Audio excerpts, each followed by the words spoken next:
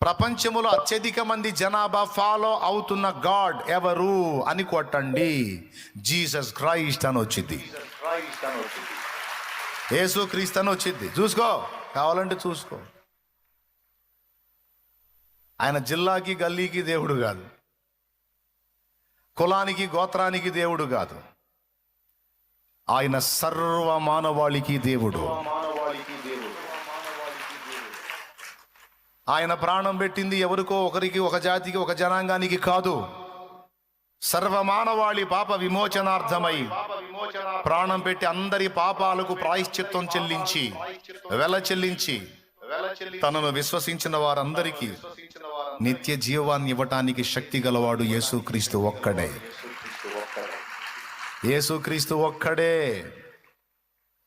ప్రపంచమంతటి చేత అత్యధికంగా గుర్తించబడి కొనబడి అమ్మబడుతున్న పుస్తకం బైబిల్ గ్రంథం. కావాలంటే సెర్చ్ చేసుకో. Bible Bible Bible Bible